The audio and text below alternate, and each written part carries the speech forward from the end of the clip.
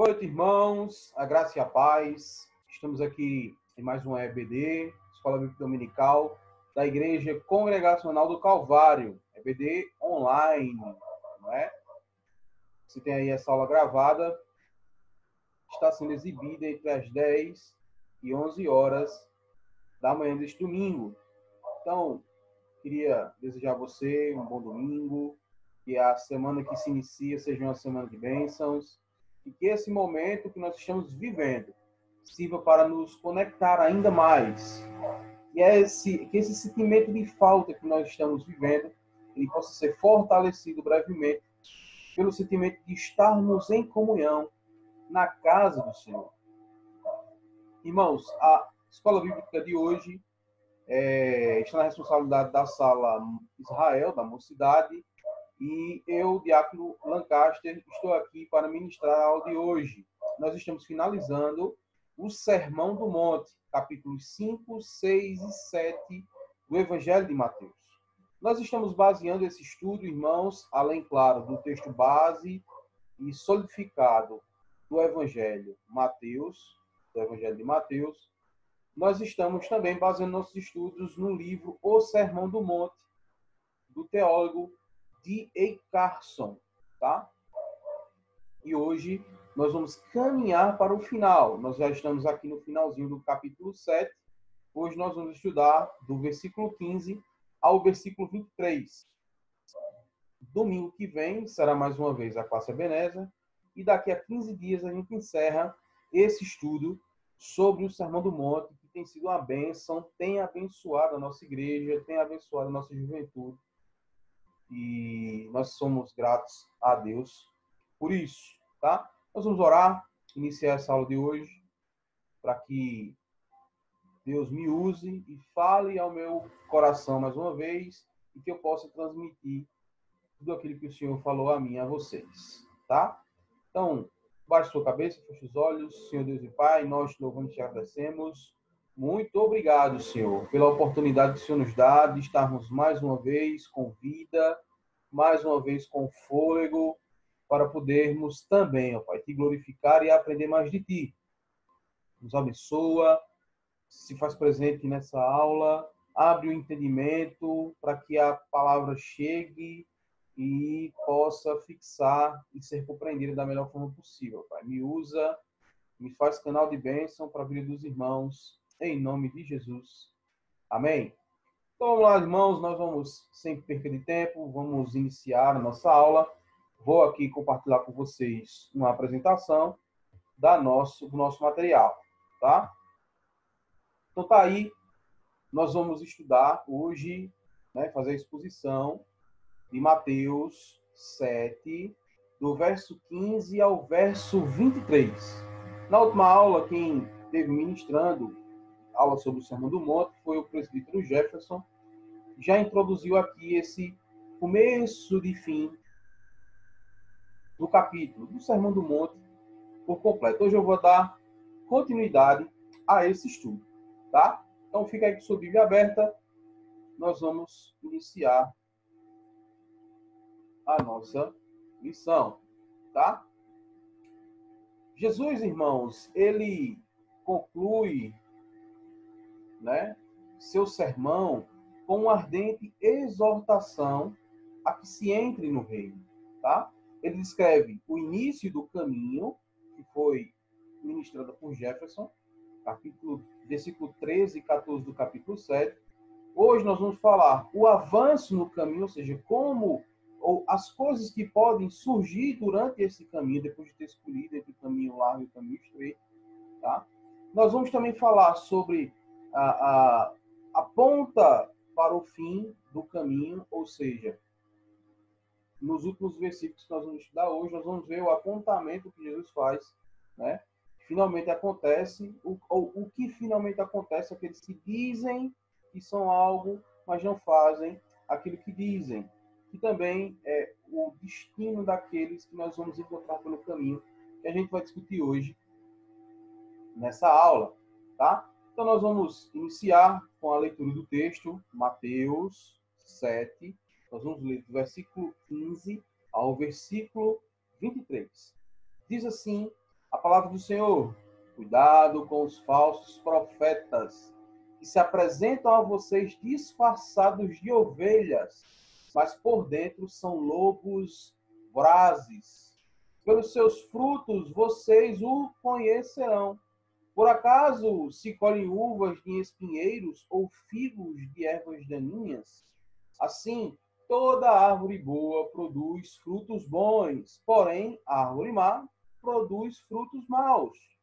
A árvore boa não pode produzir frutos maus, e a árvore má não pode produzir frutos bons. Toda a árvore que produz bom fruto é cortada e jogada no fogo. Toda árvore que não produz bom fruto é cortada e jogada no fogo. Assim, pois, pelos seus frutos vocês o conhecerão. Nem todo o que me diz Senhor, Senhor, entrará no reino dos céus, mas aquele que faz a vontade do meu Pai que está nos céus. Muitos, naquele dia, vão me dizer: Senhor, Senhor, nós não profetizamos em seu nome não expulsamos demônios, e em seu nome não fizemos muitos milagres? E então lhes direi claramente: eu nunca conheci vocês. Afastem-se de mim, vocês que praticam o mal. Esse texto ele vai ser dividido em duas partes, tá? Nós vamos estudar primeiramente a parte em azul, que vai do versículo 15 ao versículo 20. Posteriormente, nós vamos finalizar do versículo 21 ao versículo 23. Texto bastante conhecido, assim como todo o Sermão do Monte. Nós vamos fazer alguns esclarecimentos e entender melhor o que esse texto nos diz, tá? Irmãos, quando a gente coloca, ou quando a gente se depara com um aviso dessa natureza, não é? A gente imagina que dentro daquela residência, que dentro daquela propriedade, que dentro daquela localidade, existe realmente um cão bravo, um cão feroz. Dificilmente alguém vai colocar um letreiro desse sem que tenha cães, ou sem que tenha algo perigoso dentro daquela propriedade. Ou, ainda melhor, ninguém vai colocar uma placa de cuidado com cão bravo se você tem gatinhos, por exemplo, dentro da sua propriedade. Dificilmente isso vai acontecer. Ou seja, você está avisando aquela pessoa que está passando por aquela localidade que ali há perigos. Irmãos, é mais ou menos o que Jesus vai fazer no início desses versículos, tá? Vamos ver melhor aqui na frente. Na última aula nós vimos que existem dois caminhos a serem traçados. Aqueles que escolhem um determinado caminho estreito, aquele caminho que leva ao reino de Deus,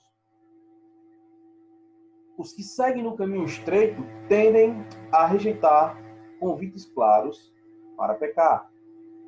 Ou seja, como eu estava dizendo, aqueles que aceitam trilhar por esse caminho, que estão trilhando, na verdade, por esse caminho estreito, tá?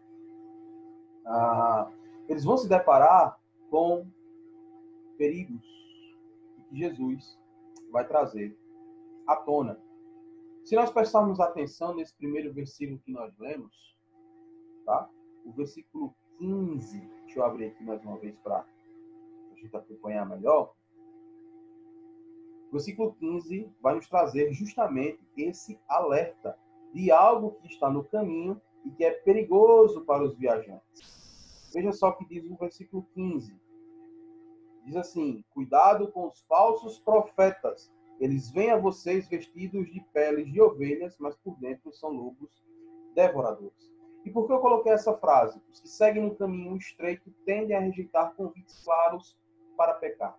De fato, irmãos, quando nós somos regenerados, quando nós somos alcançados, como nós tentamos trilhar o caminho da santidade com o auxílio do Espírito Santo, nós dificilmente vamos querer ceder ao pecado, principalmente de forma intencional, tá? Aqueles que buscam o Senhor, eles dificilmente vão aceitar convites claros, convites abertos de intencionalmente cometer pecados. Dificilmente a gente vai cair nesse erro. Dificilmente também, irmãos, nós seremos atraídos, ou essas pessoas que caminham no caminho estreito, tá? Dificilmente ela será atraída por pregadores ou mestres que preguem coisas como hedonismo gritante. Ou seja, dificilmente, irmãos, nós vamos nos embaraçar com aqueles falsos mestres, com aqueles falsos profetas, conforme diz a palavra, que claramente pregam heresias, que claramente pregam coisas perigosas. Dificilmente nós vamos, tá, nos embaraçar com esse tipo de falso profeta, com esse tipo de falso mestre. Como, por exemplo, nos dias de hoje, nós temos visto esses falsos mestres, esses falsos profetas, perdão, distribuindo objetos para curar as pessoas dessa pandemia que nos atinge. Dificilmente aquelas pessoas que realmente estão naquele caminho trilhado por Deus vão ser atraídos por isso. Na verdade, Jesus está preocupado com aqueles irmãos, com aqueles falsos profetas, na verdade, com aqueles falsos mestres que vestem, de certa maneira, algo que nos agrada. Aqueles falsos mestres que, à primeira vista, nós dificilmente vamos identificá-los como falsos profetas. O problema, irmão, são os lobos em pele de cordeiro. Por isso que Jesus traz essa frase, essa citação, na verdade, ele fala dessa maneira. Porque o problema não é o falso profeta, que facilmente nós distinguimos dos bons e dos verdadeiros profetas. O problema são esses falsos, esses pseudos profetas, mestres, pastores, pregadores, professores, que nos atraem, de certa maneira, com discursos, com posturas que se assemelham muito a homens santos, a homens de Deus. É justamente sobre isso que Jesus está nos alertando. Olha só o que William Barclay diz em seu comentário sobre Mateus. Ele diz o seguinte: diz que os falsos profetas e os falsos governadores, eles eram chamados de lobos. Em Ezequiel, em Sofonias, em Atos, nós vamos ver esses textos para você identificar que nos tempos bíblicos, tanto no Antigo Testamento quanto no Novo Testamento, todos esses falsos profetas ou falsos governadores, eles eram chamados de lobos. Olha só o que diz o texto de Ezequiel, durante uma das piores fases do povo de Israel. Os seus príncipes, no meio dela, são como os lobos que arrebentam a presa para derramarem o sangue, para destruírem as almas e ganharem lucro desonesto. O texto de Sofonias 3 e 4 diz: os seus príncipes, no meio dela, a nação de Israel, são leões rugidores. Os seus juízes, lobos da tarde, nada deixam até o dia seguinte. Os seus profetas são levianos, homens traiçoeiros. Paulo também vai tratar os falsos profetas como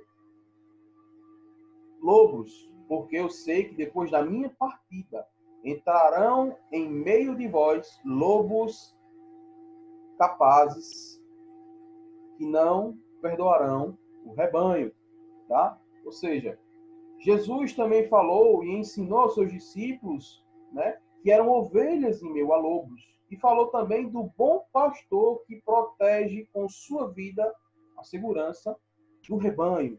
Ou seja, o comparativo que a Bíblia faz em relação os bons profetas, a sua igreja e esses maus profetas, é que são esses lobos em pele de cordeiros que chegam e com suas vistas são enganadores, ou seja, nós aceitamos ele em nosso meio, nós não percebemos a sua presença e quando nos damos conta, o lobo está a destruir todas as ovelhas. E aí o bom pastor é quem vem interferir sobre isso, tá? E é sobre isso que Jesus está falando. Jesus está falando aqui sobre esses falsos profetas. Cuidado com esses falsos profetas que vocês podem encontrar no caminho, que podem vestir uma aparência boa, mas de fato são lobos em peles de cordeiro. São erros sutis. E eles falam e pregam até meias verdades para que nós possamos nos iludir e cair nos seus falsos ensinos, nos seus falsos posicionamentos. Tá? A grande questão são os profetas que vestem a capa da piedade e até da ortodoxia, muitas vezes. Ou seja, são homens que aparentemente são piedosos, que vivem a sã doutrina. Mas nós vamos perceber que, uma hora ou outra, a sua verdadeira face será mostrada. E Jesus está nos orientando aqui no Sermão do Monte que nós precisamos ter discernimento para, no caminho, nós não nos embaraçarmos com esses lobos. Tá? E esse problema, irmãos, ele não é novo. Não parou e só acabará quando Cristo vier buscar a sua igreja. No Antigo Testamento, no Novo Testamento e durante toda a história da igreja, nós vamos nos deparar com esses lobos em peles de cordeiros. Por exemplo, nós temos as epístolas de Colossenses e Pedro, que são epístolas que vão justamente ser escritas para confrontar e para admoestar, para ensinar, para exortar as igrejas sobre falsos profetas. Como, por exemplo, a igreja de Colossenses, que inclusive a nossa igreja está fazendo uma série de estudos, cada terça e quinta, 19h30, transmissão pelas nossas redes sociais, YouTube, Facebook e Instagram, tá? Sobre a carta de Paulo aos Colossenses, uma das famosas cartas das prisões. A igreja de Colossenses está sofrendo justamente com esses falsos ensinos. O gnosticismo está dentro da igreja, que é uma forma sutil de distorcer tudo aquilo que Jesus é.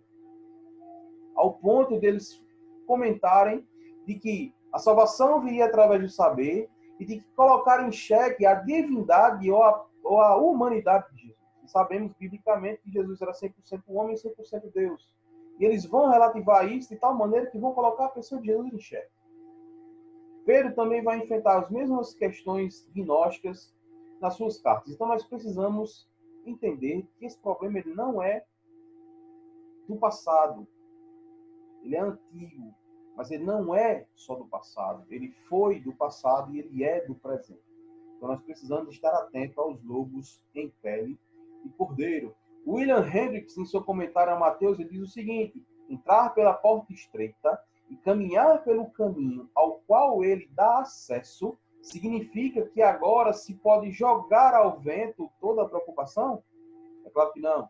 Certamente que Deus preserva seus filhos, porém faz isso por meio da perseverança deles, o qual lhes é concedida por Deus. Os inimigos são muitos e astutos. São denominados de falsos profetas. Então, nós precisamos ter atenção com esses lobos em pele de cordeiro que vão estar no caminho, no nosso caminho, no caminho estreito. Mas como a gente pode identificar então um falso profeta? A Bíblia diz que nós temos os inimigos. E um desses inimigos são os falsos profetas, os falsos mestres. Jesus está nos mostrando que nós precisamos ter cuidado com esses falsos mestres. Mas como identificá-los? E aí vem a continuidade do texto. Na verdade, irmãos, o que é um profeta? O que é um mestre? Tá? O verdadeiro profeta é o porta-voz de Deus. Ele foi comissionado por Deus e leva consigo a mensagem de Deus aos homens. Tá? Essa era a figura do profeta, o porta-voz de Deus. E no período pós-canônico, ou seja, depois do tempo bíblico e de toda a escrita da Bíblia como nós temos hoje, eu tenho para mim que a palavra profeta ela tem um significado muito atual também. Tá? Os puritanos eles entendiam o dom de profecia como o dom daqueles que pregam a mensagem. Então, todos aqueles que estão pregando a palavra de Deus, eles estão profetizando. Ou seja, para os puritanos, profetizar nada mais é do que pregar o Evangelho. Olha que maravilhoso. Né? Profetizar não é trazer coisas novas, revelar coisas ocultas. Tudo o que Deus quis revelar ao homem está escrito na sua santa palavra. Eu acho muito interessante essa interpretação puritana de que agora o profetizar é, na verdade, expor a palavra de Deus. Os profetas puritanos eram aqueles que proferiam o evangelho ao povo. Então, o que é um falso profeta? É aquele que faz o oposto. Ele pode ter uma capa de piedade, uma capa ortodoxa, ele pode até falar meias verdades, mas ele não está preocupado e compromissado com o evangelho de Cristo. Ele está comprometido e compromissado com o seu próprio tipo de evangelho. Tá? Mas vamos continuar. Olha só o que a Didaquê, que é o primeiro livro cristão, ou seja, uma coletânea, é como se fosse um catecismo, um caderno para ensinar os novos cristãos, que foi escrito e elaborado em volta do ano 100 dessa nossa era, ano 100 depois de Cristo. Muito provavelmente essa Didaquê ela foi escrita ao final da era apostólica, quando todos os apóstolos morrem, o mais antigo deles, né, o João, vem a falecer, por volta da década de 90 para a década de 100, né, fechando aí o primeiro século da igreja, nós vamos ter a formulação da Didaquê, que era um resumo dos ensinos apostólicos que era ensinado aos novos cristãos. Olha só o que diz o capítulo 10 e 11 sobre recomendações para com os profetas, tá? Ou seja, naquele tempo eles tiveram a preocupação de ensinar ao povo como identificar ou não um falso profeta ou um verdadeiro profeta. Eles levavam em consideração o tempo de permanência que aqueles profetas passavam pelas igrejas. Se ele quisesse passar um tempo muito longo, já era um motivo de desconfiança. Eles mandavam prestar atenção na conduta do profeta. Se aquela conduta estivesse em dúvida, ou se a conduta dele não condissesse com um profeta, com um homem da palavra, com um homem de Deus, esse profeta também deveria ser questionado. Sobre a questão do dinheiro, se esse profeta chegasse nas determinadas igrejas e cidades exigindo o pagamento, esse seria um falso profeta. Como também outras exigências, como permanência, como estadia, como outras coisas, a igreja do primeiro século também entendia esse homem como um falso profeta. Então, dependendo de como ele reagisse a, por exemplo, esses 4 pontos que eu levantei, a igreja poderia levantar-se ou poderia questionar, vamos dizer assim, a posição fiel ou não daquele homem que se dizia profeta, que se dizia mestre. Tá? Olha só o que diz a Didaquê.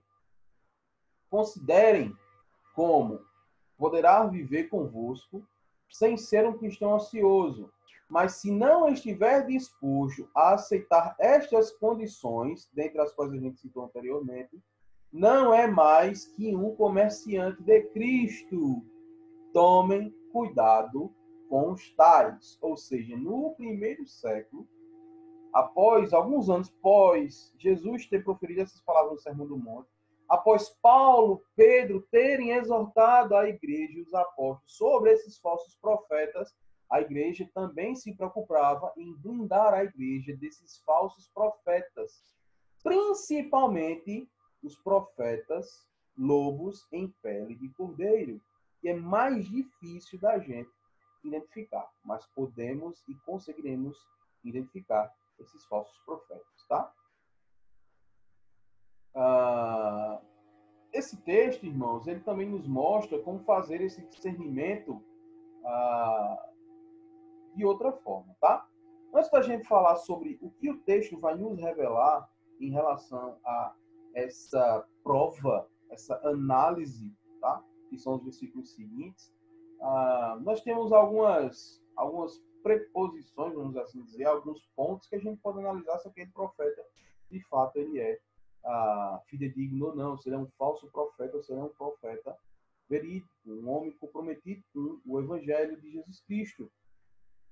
Como eu disse, é o mesmo padrão da vida aqui, só que a gente aplica aos dias de hoje.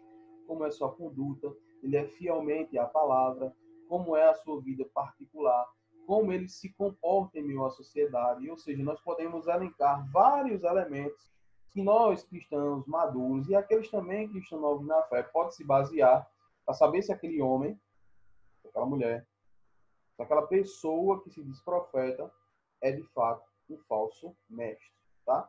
Mas o texto também nos fala de quê? De como nós podemos fazer esse discernimento. E olha só que interessante, tá? É o que John Stott chama de provas. Agora nós vamos provar esse profeta para saber se de fato ele condiz com a palavra. Qual é o exemplo que Jesus usa no Sermão do Monte nos próximos versículos?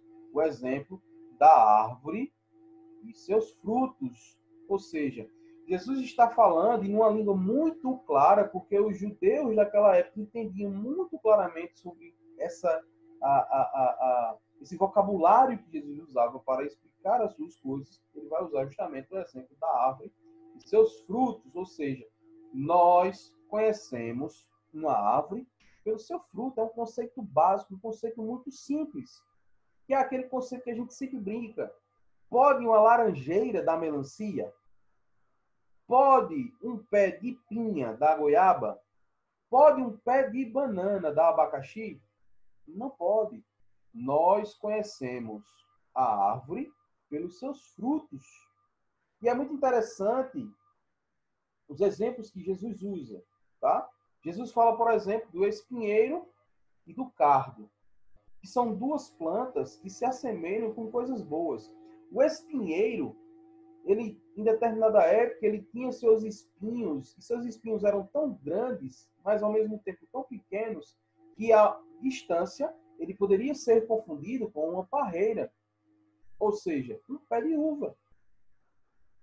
A distância, uma certa distância, dependendo de como nós estamos enxergando a situação, esse espinheiro poderia ser confundido com um pé de uva. E aqueles bagozinhos, que eram, na verdade, os espinhos, poderiam ser confundidos com pequenas uvas. Só que quando você chegasse perto e analisasse bem, você iria perceber que, na verdade, não era uma parreira, era uma espinheira. Mesma coisa com a figueira. Existia uma planta, o cardo, que dava uma fruta, um tipo de fruto que era muito parecido com o figo. Mas se a gente olhasse e percebesse melhor, perceberia que aquilo ali não era uma figueira, e sim um cardo. É o mesmo critério que Jesus aplica para nós analisarmos os falsos profetas. Aquele pé realmente parece uma árvore boa. Vamos prová-lo, vamos analisá-lo, vamos enxergar melhor para a gente não cometer o erro de comer um espinho achando que é uva. Tá? É mais ou menos por aí. De certa perspectiva, Jesus está afirmando os falsos profetas podem parecer verdadeiros, mas com o olhar em lentes corretas podemos discernir árvore boa, bons frutos, árvore ruim, frutos ruins. E Jesus é muito enfático. A árvore boa não pode dar fruto ruim. E a árvore ruim não tem como dar fruto bom. Uma hora ou outra, por mais que aquela árvore pareça frondosa, pareça bela, ela não vai dar o fruto que se espera. Tá? Jesus também está sendo muito claro. Cuidado, esses profetas, esses lobos em pele de cordeiro, eles podem se assemelhar muito. Podem parecer verdadeiros. Como nós temos hoje, de fato, muitos pastores que se dizem profetas, homens de Deus, que têm até um discurso polido. Mas se a gente for analisar bem os seus frutos, aquilo que sai de sua boca, aquilo que sai das suas atitudes, nós vamos perceber que, na verdade, são pseudos, são falsos mestres, falsos profetas. A árvore ruim só dá fruto ruim. E a árvore boa só dá fruta boa. Pode até demorar um pouco, mas a árvore vai dar o seu fruto. Vamos seguir. Uma árvore ruim, e aí Jesus completa, uma árvore ruim, sem valor, ela é inútil. E a falta de utilidade de uma árvore como essa exige a sua imediata ou a sua rápida retirada do pomar para que não prejudique as outras. Ou seja, É aquela história de que uma maçã podre coloca e apodrece todo um cesto de maçãs. Uma árvore ruim, ele também pode trazer consequências ruins para todas as árvores que estão ali perto dele. Um lobo em pele de cordeiro, irmãos, ele é muito perigoso para o rebanho, porque ele pode destruir um por um. A própria natureza, a cadeia alimentar, ela nos deixa isso muito claro. O lobo é muito mais forte e é um predador. E para isso, a figura do bom pastor. Porém, irmãos, apesar de Jesus estar dizendo que essa árvore ela tem que ser cortada, jogada fora, jogada no fogo, Jesus não está incentivando uma caça aos hereges. A gente não vai estar caçando. Mas, na verdade, ele está nos deixando alerta. Ou seja, nós não vamos caçar hereges, como a igreja, em outras épocas, caçou os hereges, as bruxas e queimou. Não é isso que Jesus está falando. Jesus está dizendo que nós precisamos ter discernimento. Para caso aconteça, a correção ela é imprescindível, ela tem que acontecer. O herege, o falso profeta, ele tem que ser apontado, tem que ser mostrado, tem que ser refutado. E se não tiver reconciliação, ele tem que ser separado do rebanho. Porque um lobo em meio a rebanho pode colocar todo o rebanho a perder. Tá? Não é uma caça aos hereges, mas caso aconteça, a correção ela é imprescindível, ela tem que acontecer. Retirar a árvore ruim do caminho. Tá? Olha só o que John Stott diz no seu livro Contra a Cultura do Sermão do Monte. Ele e seus apóstolos colocaram a responsabilidade da pureza doutrinária da igreja parcialmente sobre os seus ombros, os ombros dos líderes cristãos, mas também e especialmente sobre cada congregação. A igreja local tem mais poder do que geralmente percebe ou usa na decisão de qual os mestres vai ouvir. O cuidado, o acautelai-vos dos falsos profetas, proferidos por Jesus nesse sermão, dirige-se a todos nós.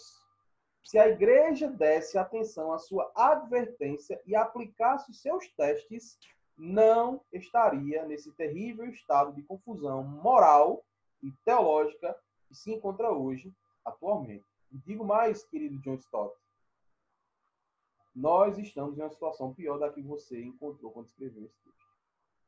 Mas se nós aplicarmos isso, de fato, nós não vamos mais sofrer essa confusão moral e teológica que nós temos vivido. Precisamos provar os nossos profetas, conforme a orientação de Jesus. Vamos adiante, irmãos. Após Jesus ter advertido os seus ouvintes sobre os falsos profetas, agora nos mostra como o próprio Senhor trata com estes, que é o versículo, dos versículos 21 a 23, que diz o seguinte: nem todo aquele que me diz Senhor, Senhor, entrará no reino dos céus, mas aquele que faz a vontade do meu Pai, que estás nos céus, esse entrará. Muitos me dirão naquele dia, Senhor, Senhor, não proferimos em teu nome não expulsamos demônios e não realizamos muitos milagres? Então eu lhe direi claramente, nunca os conheci. Afastem-se de mim, vocês que praticam o mal, ou iniquidade, em algumas traduções. Nem todos. Ou seja, Jesus está dizendo que alguns usam o nome do Senhor, Senhor, Senhor, e esses, muito provavelmente, são esses falsos profetas. Ou aquelas pessoas enganadas por esses falsos profetas e que caminharam no caminho dos falsos profetas.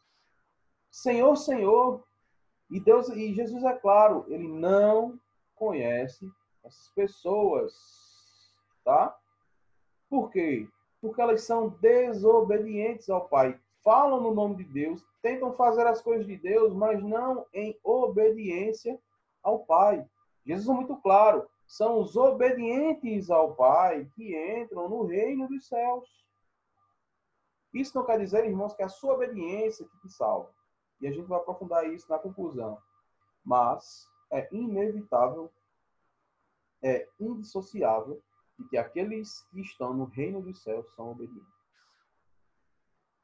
No versículo seguinte, ele vai reforçar a ideia. Vai dizer que naquele dia, e quando ele fala naquele dia, ele está se referindo ao juízo final, à consumação das coisas. Ele vai dizer, naquele dia, muitos também vão dizer, Senhor, Senhor, nós não fizemos maravilhas, nós não profetizamos, e perceba que Jesus não ignora, ou não diz que eles não fizeram mal. Ou seja, um outro ponto importante desse texto, irmãos, é que, de fato, coisas acontecem que não são abençoadas pelo Senhor. Prodígios e maravilhas aconteciam e acontecem e que o Senhor não está ali. O problema é que essas pessoas dizem fazer o nome do Senhor, mas a sua vida, a sua prática é outra. Um exemplo claro, o que acontece em Atos 19, aquele episódio dos filhos de Cefa, que vão lá tentar expulsar o demônio, e o demônio envergonha. Os demônios envergonham aqueles homens que vão tentar expulsar no nome do Jesus de Paulo. Então, irmãos, nós precisamos entender de que as coisas podem acontecer e a bênção de Deus não pode estar ali. Jesus é claro aqui.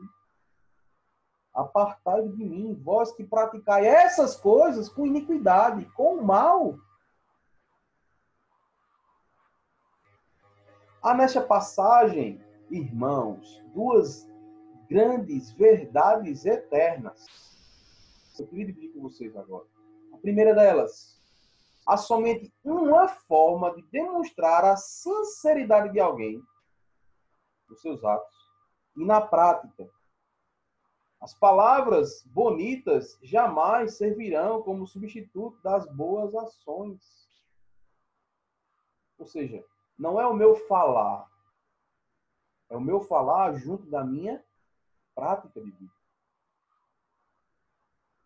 Segunda grande é que só uma prova de amor, e é a obediência. Jesus, ao mesmo tempo que refuta esses pedidos aqui nesses versículos, ele também exige obediência ao seu Pai que está nos céus. E aí sim, esses são os que entraram no reino dos céus. Olha só que frase fenomenal de William Barclay, no comentário deste vídeo. Atrás dessa passagem está a ideia do juízo. Em cada uma dessas suas ou de suas partes, podemos reconhecer a certeza de que algum dia se ajustarão as contas. É possível que alguém consiga manter a máscara e o disfarce durante algum tempo, mas sempre chega o momento em que toda falsidade fica manifestada ou se manifesta e todo disfarce é arrancado.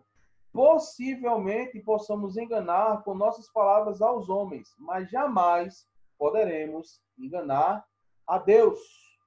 Salmo 139, versículo 2. De longe penetras os meus pensamentos. Ninguém pode enganar a Deus e ver o coração. Deus não tarda. Deus pune o perverso. E eu queria fazer algumas considerações finais para a gente encerrar essa nossa aula de hoje. Eu sinto muita falta da sala de aula, do debate, da troca, do feedback, mas nós já estamos caminhando para o fim. Eu queria fazer pelo menos 4 considerações com base nesse texto, nessa exposição de Mateus, do versículo 7, do capítulo 7, do 15 ao 23. Primeira consideração que eu queria fazer para os irmãos, queria trazer para os irmãos, é que precisamos caminhar atentos para não ser atacados por lobos. Precisamos estar atentos, irmãos, em vigilância, para que se aparecer um lobo em meio às ovelhas, nós possamos identificar, não ser atacados, e sim afastá-lo. Olha só o que Augusto Nicodemos diz em relação a isso. A Bíblia nos adverte muito mais contra os falsos mestres e falsos profetas do que os próprios demônios. Ou seja, nós temos, além de nós mesmos, um grande inimigo, que são os falsos profetas. E por várias passagens bíblicas, nós vamos encontrar orientações dos profetas, dos apóstolos, do próprio Jesus, no cuidado com esses falsos profetas. E Augusto Nicodemos sintetiza isso muito bem. Segunda consideração, irmãos, que eu queria fazer para fecharmos essa nossa aula, é que nós precisamos caminhar ligados à sã doutrina para diferenciar árvores boas e árvores ruins. Ou seja, quando nós identificarmos um falso profeta ou um provável falso profeta, é através da sã doutrina que nós vamos prová-lo. Olha só o que diz Bob Jameson no seu livro Sã Doutrina, da série 9 Marcas. A sã doutrina é uma ferramenta essencial para navegarmos pelas ruas tortuosas da nossa vida.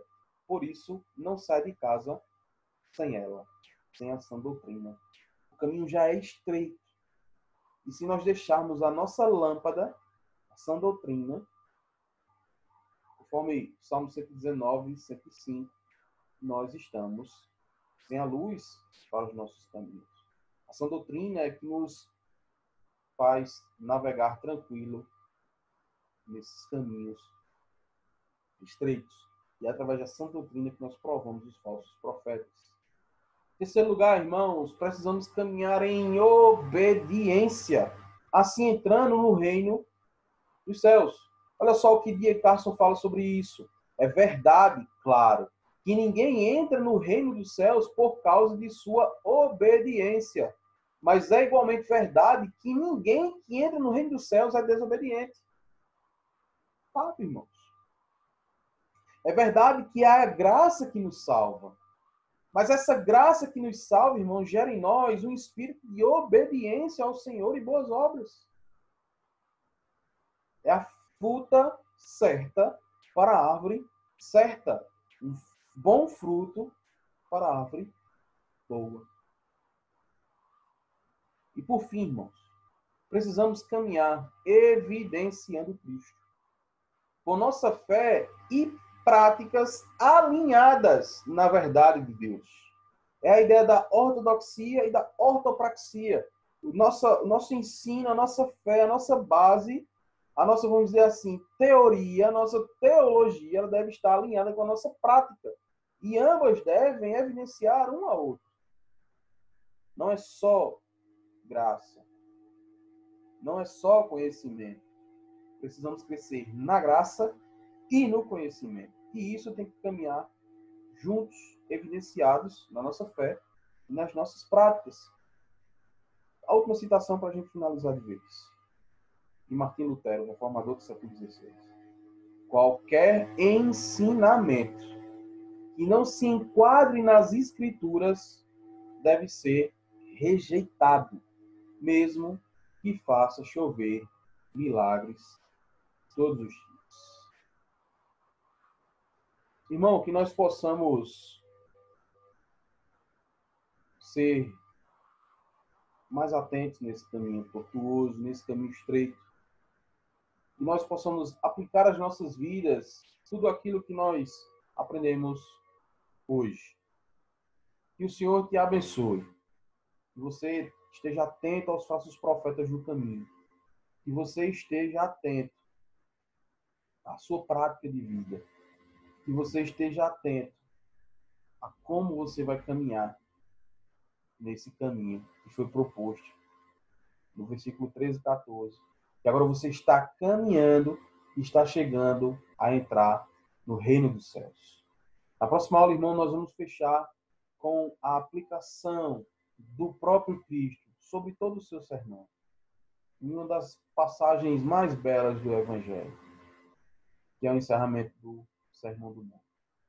Então, fique ligado nas nossas redes sociais, acompanhe as nossas aulas, acompanhe as nossas transmissões, e que Deus te abençoe, em nome de Jesus. Nós vamos orar.